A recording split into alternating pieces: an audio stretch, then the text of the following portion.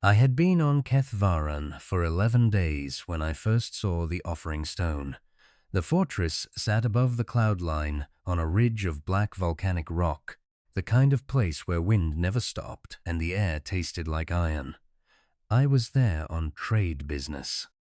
Hull-grade composite alloys. Nothing glamorous, negotiating bulk pricing with House Keth Oran's procurement office. 11 days of spreadsheets, formal lunches in cold dining halls with too high ceilings, and evenings spent watching unfamiliar constellations burn through atmosphere so thin the stars didn't twinkle, they just stared. I had been a trade envoy for 16 years by then. 9 postings, 4 languages fluent, 2 more passable. You learn to read a room when you're the only human in it, the way a conversation shifts when you enter, the way certain officials look past your shoulder when they address you, the way some species treat you like furniture and others like a curiosity, and a few, the ones worth doing business with, treat you like a person. Ketharan fell somewhere in the middle. They were formal, efficient, correct. They fed me adequately. They answered my questions about alloy compositions and delivery schedules. They did not ask about my life, and I did not ask about theirs. It was a clean, productive arrangement, and I expected to leave at the end of the month with a signed contract and nothing else worth remembering. On the 12th morning, my liaison, a narrow-shouldered Kevran clerk named Firil, told me the procurement session would be delayed. There was a ceremony in the courtyard, a claiming. I didn't know what that meant. Firil explained it with the careful neutrality of someone who had explained it many times and no longer cared about the answer. A daughter of the house is offered, he said. Suitors attend. If one speaks the word, the contract is sealed. If none speak, she returns inside. And then what? Firil adjusted a data pad against his chest. Then she is offered again, at the next gathering, and the one after. I asked how many times a daughter could be offered. Firil glanced at me. The first time I had seen anything close to discomfort on his green face, and said, "There is no limit." I should have left it there. I had contracts to review, tensile data to verify, a schedule to keep. I was not a diplomat, not a social reformer, not anyone whose opinion on Kethoran domestic customs carried the weight of a grain of dust on that black volcanic ridge. But Firil had said there was no limit, and something in the way he said it, the slight drop at the end of the sentence, as though the words themselves were tired, made me set down my data pad and follow him to the courtyard. The courtyard was open to the sky, black stone underfoot, worn smooth by centuries of wind and ceremony. A low wall ran the perimeter, chest high, and beyond it the mountain dropped away into cloud. The offering stone stood at the center, a flat-topped column of the same volcanic rock, polished until it caught the weak sunlight like dark water. Around the court, tiered stone benches held perhaps 80 observers, delegates from other houses, trade partners, a handful of military officers in formal cloaks. I sat near the back with my data case on my knees, out of place and aware of it. They brought her out through a door I hadn't noticed, cut into the fortress wall and framed with tarnished silver. 2 attendants walked ahead, 1 walked behind. None touched her.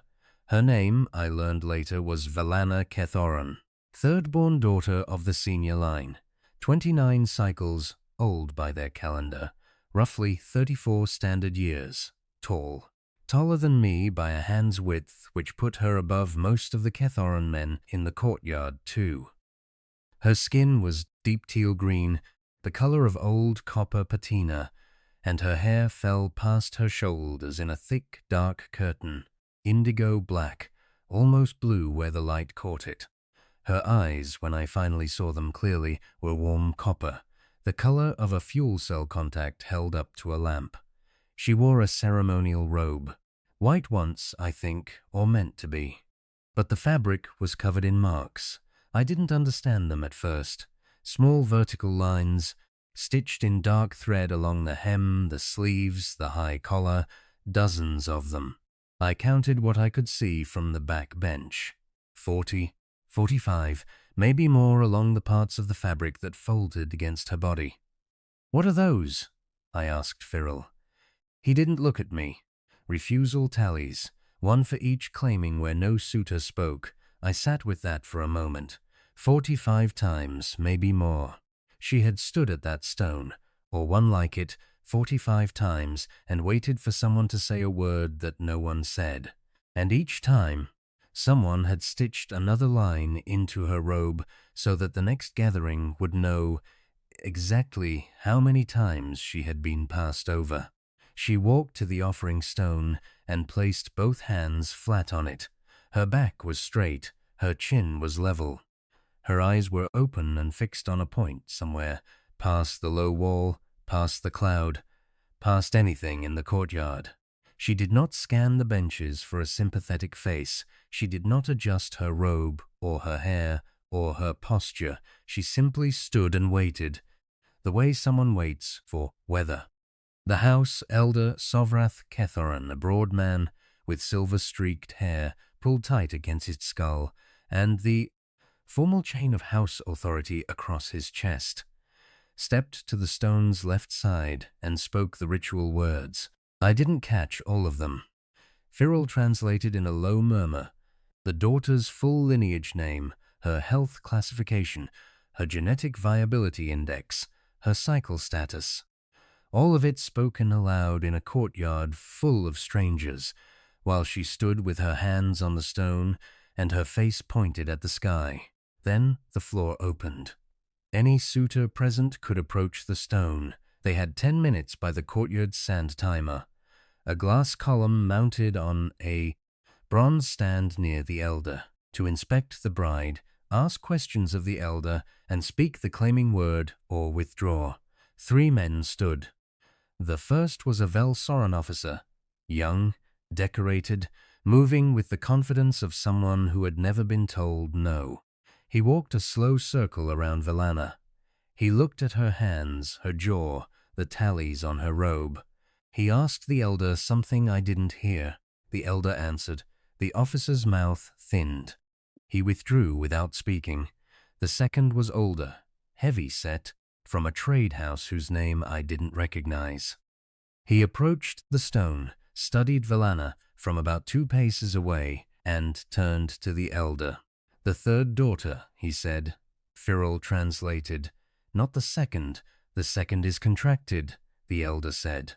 The heavy man looked at Velana one more time.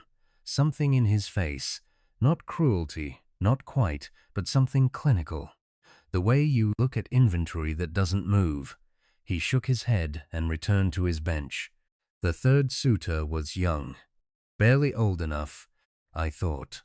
He walked to the stone and stood in front of Velana. For a moment I thought he might speak. His hand rose halfway, hesitated, and dropped. He looked at the tallies on her robe, counted them, I think, the way I had, and something in his face changed. Not disgust, fear.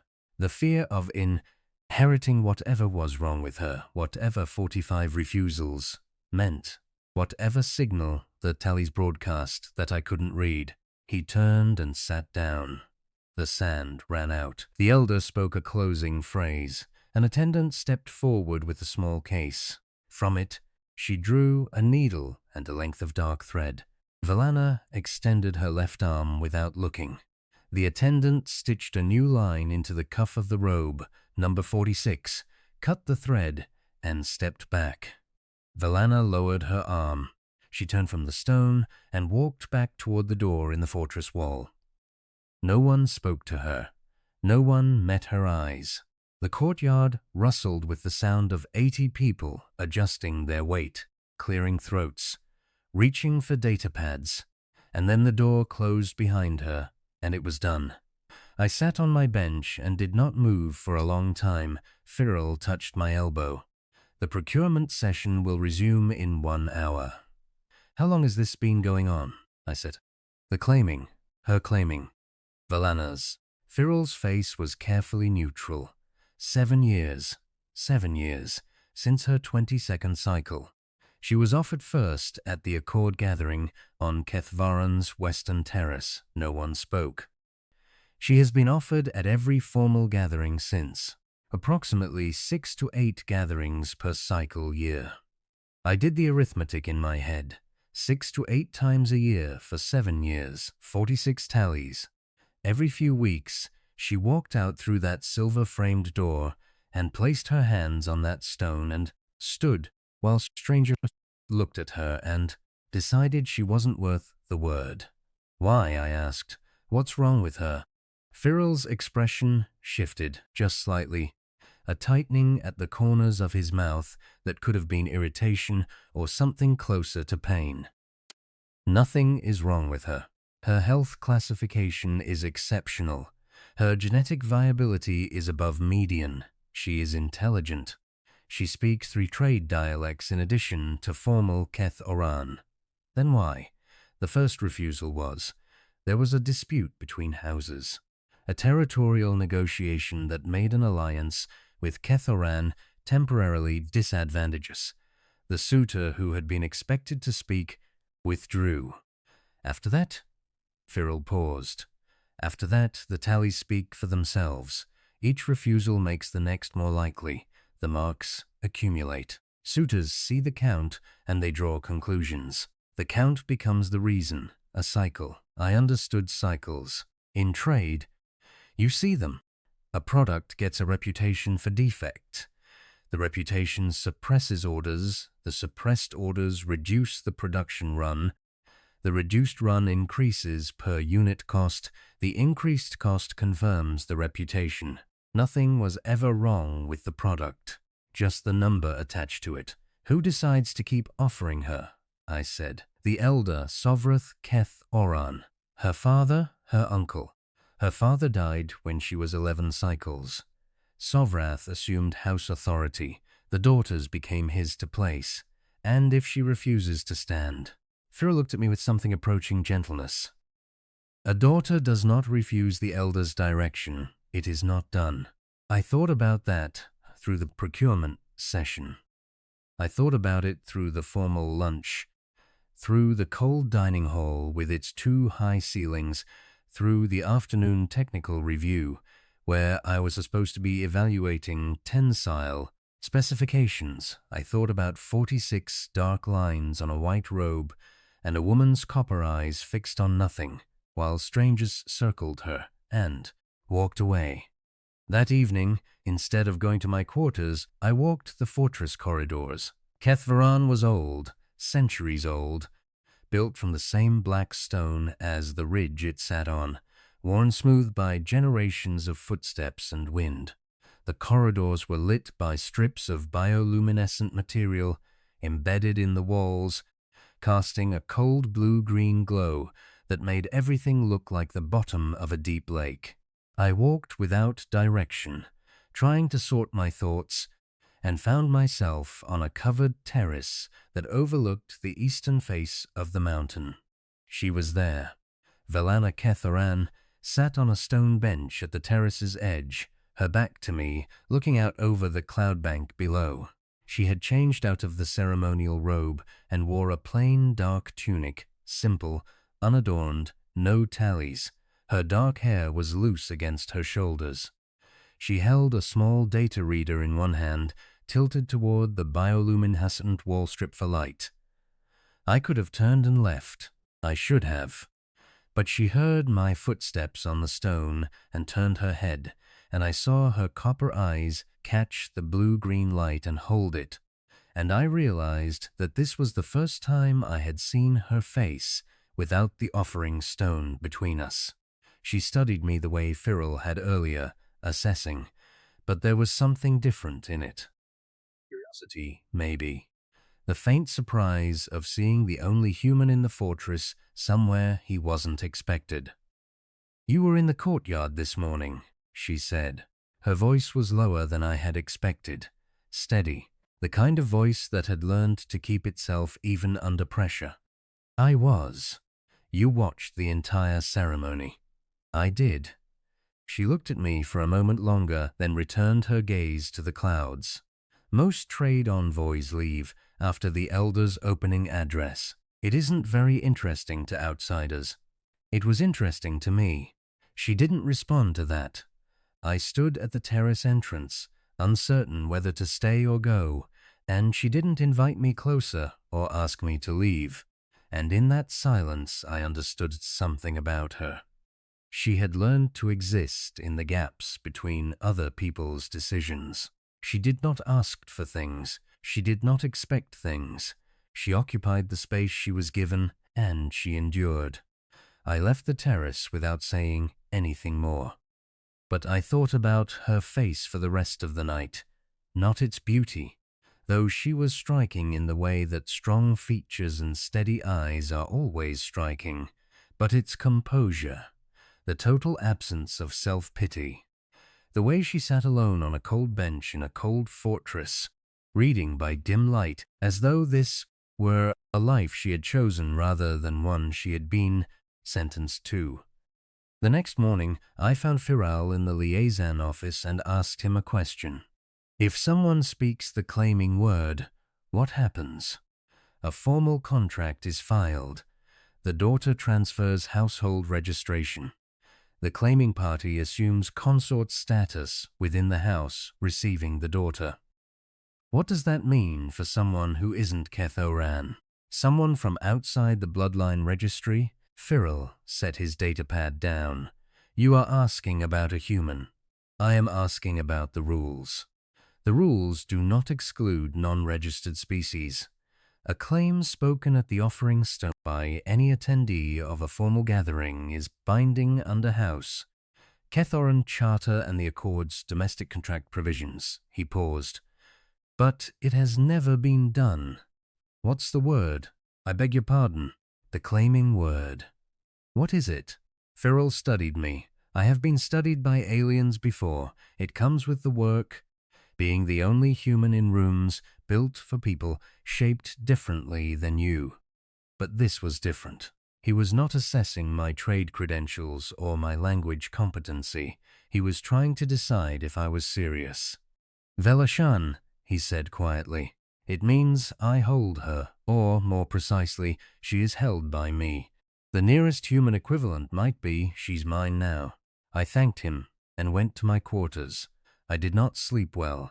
I lay in the narrow bunk and listened to the wind scrape against the fortress walls, and thought about what I was considering. I was 41 years old. I had lived alone for all of them, not unhappily, not bitterly, just alone, the way some men are alone, because they never found a reason strong enough to stop. I had been posted to 9 systems. I had eaten meals on worlds where the gravity made my bones ache, and worlds where the air was so rich it made me dizzy.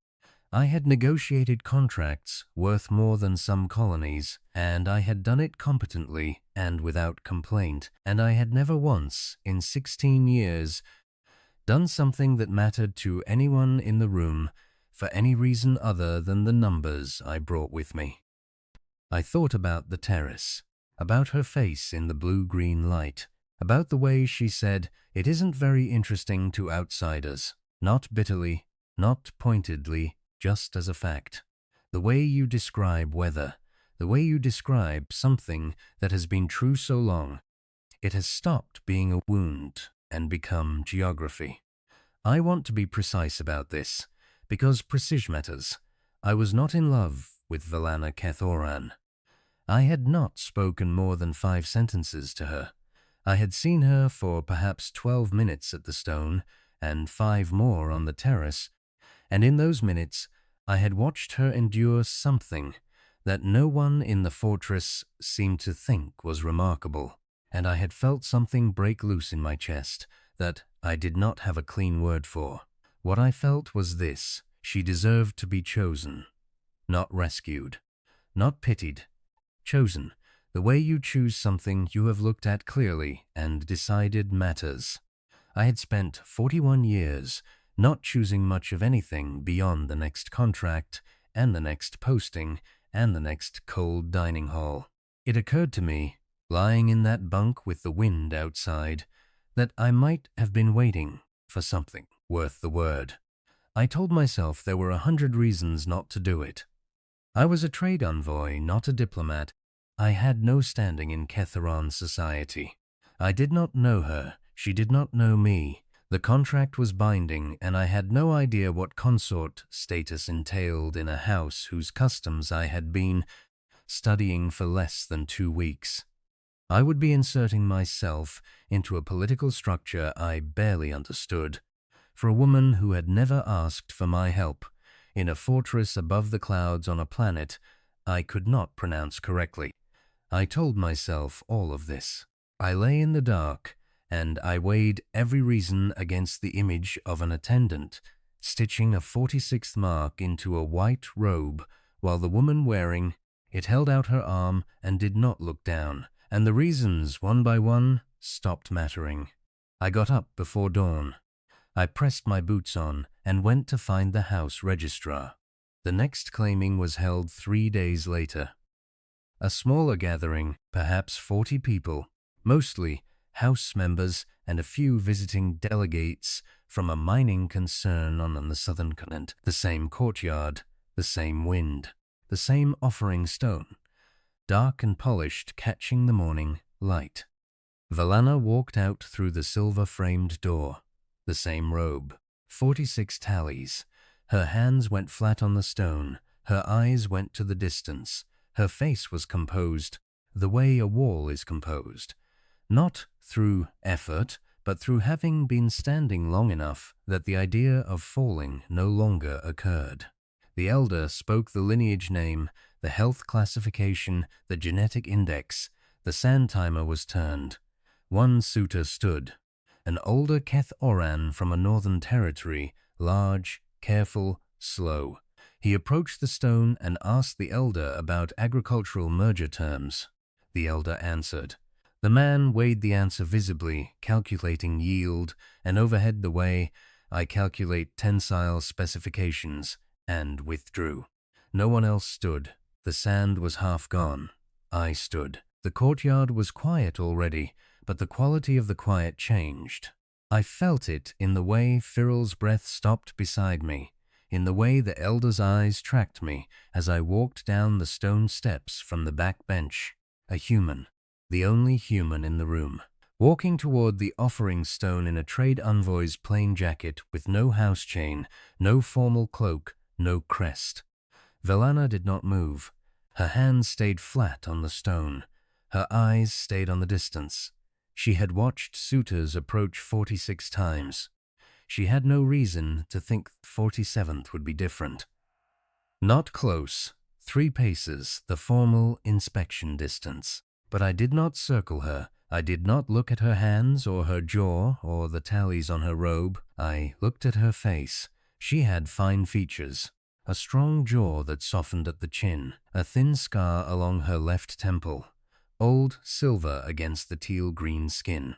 Her dark hair moved in the wind, but she didn't reach for it. Her copper eyes were fixed on the sky behind me, steady as instrument readings, and there was nothing in them I could name except endurance. I turned to the elder. "I have a question," I said. My Ketharan was adequate. Not elegant, but clear. The elder's expression was stone. "Ask. How many times has your daughter been offered?" Sovrath Kethoran's jaw tightened. 46 prior ceremonies. "And how many times has a suitor asked her a question? Not you. Her." The silence was different now. Sovrath did not answer. I turned back to Valana. Her eyes had moved. Not much, a fraction of a degree, enough to bring my face into the edge of her focus. She was not looking at me directly. She was waiting to see if I, too, would turn and walk away. "Valana Keth Oran," I said. Her copper eyes shifted fully to mine. It was the first time in the entire ceremony, in 46 ceremonies, that I believe anyone had used her name at the stone. "My name is Corin Mays. I am a human trade oi. I hold no house rank. I carry no crest." I paused. "I would like to know if you have been asked, at any point in 7 years of claimings whether you wanted to be here. The wind filled the courtyard. The sand ran. Valana Ketharan looked at me the way you look at something you have stopped believing exists, like rain in a season that has been dry so long you forgot the word for it, and she said, "No, no one has asked. No one has asked." I nodded. I kept my eyes on hers. There was nothing in the courtyard except the two of us, and the stone between us, and the wind, and the sound of sand falling through glass. "Then I'm asking," I said, "do you want to be here?" Something moved in her face. Not much. A shift in the muscles around her eyes, a change in the line of her mouth that was so small I might have imagined it if I hadn't been watching her the way I was watching her, carefully, steadily, the way you watch something that matters and that you have decided not to look away from. "No," she said.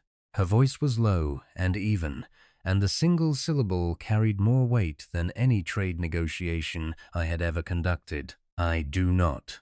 I turned to the elder. Zovrath Ketharan's face had gone rigid, not with anger, not yet, but with the specific tension of a man watching his authority approached from a direction he hadn't fortified. "Then end it," I said. "You have no standing to make demands in this courtyard, envoy." "I'm not making a demand," I said. "I'm speaking the word."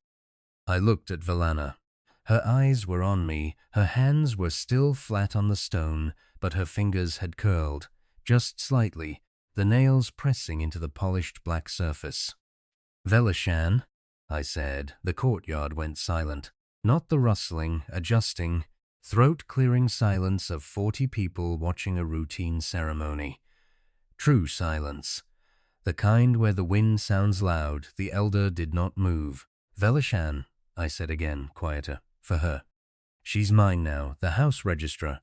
A small woman with silver-gray skin and a formal data pad, clutched against her chest, stepped forward from the bench where she had been sitting. Her eyes were wide. Her hands were not steady. But her voice, when she spoke, was the voice of someone reading law, and law does not care who speaks it or who hears it. "The word has been spoken," she said. "Under House Ketharan Charter, Section 14, and Accord Domestic Contract Provision 371, the claim is recorded. Consort designation is filed. The daughter Valana Ketharan is held." Zovrath Ketharan took one step toward me. His hand was on the chain across his chest. "You are a human. I am. You have no house, no lineage, no rank." "I have the word," I said. "And she has an answer no one ever let her give." The elder's mouth opened, closed, his hand dropped from the chain. Valana's fingers uncurled from the stone. She lifted her hands slowly, the way you lift something you have been holding for so long that the muscles have forgotten they can let go. She looked at her palms. Flat, reddened from the pressure, the teal-green skin, flush dark where the stone had pressed. And I saw her fingers tremble once, very slightly, before she closed them into fists and then opened them again, steadier. Then she looked at me. I did not touch her. I did not reach for her hand, or her arm, or her shoulder. I stood 3 paces away in my trade envoy's jacket, with no crest and no chain, and I looked back at her, and I waited. The wind moved between us, and the sand timer stood empty, and the elder was a rigid figure at the edge of my vision, his authority intact in every formal sense, and broken in the only one that mattered. "You asked me," she said. "I did. No one has ever asked me." "I know." Her copper eyes held mine. They were wet, not crying, not breaking, but wet the way metal gets wet when the temperature changes and the air gives up what it's been carrying. Condensation. Something that had been held for a long time, released not through force, but through a change in pressure. And behind the wetness, something else. Something I recognized because I had seen it once before, on the terrace, when she turned her head and caught me standing in the doorway. Curiosity. The cautious, undefended curiosity of someone who has just encountered something she doesn't have a category for. "Why?" she said. I thought about how to answer that. I thought about the 12 minutes on the back bench 3 days ago, and the 46 tallies, and the way she looked at the distance, because looking at the people who had come to judge her was a thing she had stopped doing years ago. I thought about the terrace and the blue-green light and the data reader tilted toward the wall. I thought about all the clean, precise, diplomatic things I could say, the things a trade envoy says, the things that hold no risk and carry no weight. "Because you were standing there," I said, "and no one was seeing you." She was quiet for a long time. The wind moved her dark hair across her face, and she did not push it away. The registrar was writing on her datapad, the stylus moving in quick, precise strokes, the sound of a contract being made permanent, a record entering the system that could not be unstitched the way a tally could. The courtyard full of people was watching a thing that none of them had expected, and most of them did not understand. A human trade envoy with no bloodline and no rank standing at the offering stone, as though standing there were the simplest thing in the world, as though 46 refusals were a number he had read and dismissed and replaced with a single word. Valana Ketharan stepped back from the offering stone. She looked at it, the polished black surface where her hands had rested 47 times. And then she looked away from it, and I understood that she would never touch it again. She walked toward me, not quickly, not slowly. The pace of someone crossing a threshold they had stopped believing existed. She stopped at the edge of the formal distance, close enough that I could see the thin silver scar on her temple, close enough that I could see the individual stitches of the 46 tallies on her robe, each one a ceremony where she had stood and been found insufficient by people who had never spoken her name. "Koran Maes," she said. "Valana, I don't know you. No, you don't know me. No." She was quiet again. Then something changed in her face, not a smile, not quite, but the earliest structural shift of a thing that might, in time, become one. The way the sky changes color a full minute before the sun actually clears the ridge. "Then we start from here," she said. I nodded. Behind us, the registrar finished writing. The datapad chimed. A small administrative sound, the sound of a contract filed, a record closed, a cycle ended. The sand timer ran out, and no one turned it over. We left the courtyard through the silver-framed door, side by side, 3 paces apart, the formal distance that the ceremony prescribed, and that I intended to let her close when and if she chose to. The door was heavy and old, and it moved on hinges that had carried the weight of 7 years of claimings, and when it shut behind us, the sound echoed off the black stone walls of the corridor like something falling into place. The corridor was dim after the open sky. The blue-green bioluminescent strips cast their cold light across the stone, and our footsteps echoed in a rhythm that was not synchronized and did not need to be. I could hear her breathing, even controlled, the breathing of someone who has just walked through a doorway she had walked through 46 times before and knows that this time the walk means something different. Cyril was waiting inside. His narrow face was unreadable, but his hands were clasped tight around his datapad, and his eyes moved between me and Valana with the careful attention of someone who has just watched the rules he lives by bend in a direction he hadn't considered. "The procurement session," he said after a moment, "will need to be rescheduled." "I expect so," I said. He looked at Valana, and something passed across his face that I had not seen from him in 11 days of liaison work. Something unguarded and quick, like a light switched on in a room that had been dark for a long time. It was gone before I could name it. but I thought it might have been relief. Valana looked at Firil, then at me. The corridor was dim and cold, and the wind came through the stone in thin lines, and her copper eyes caught what little light there was and held it. "The marks," she said. She touched the sleeve of her robe, the dark thread, the vertical lines. 46 of them. They'll want to remove them. The house tailors. Now that the claiming is done, do you want them removed? She looked at the tallies for a long time, each one a ceremony, each one a refusal, each one a needle and thread and a silence that said, "You are not enough," administered publicly, stitched into the fabric she wore to the next offering, so that the next courtyard would know, before she opened her mouth, that she had already been found wanting. "No," she said, "I think I'll keep them." I understood. They were not shame. They never had been. They were a record of every time she had stood at that stone, and not broken, not bent, not begged.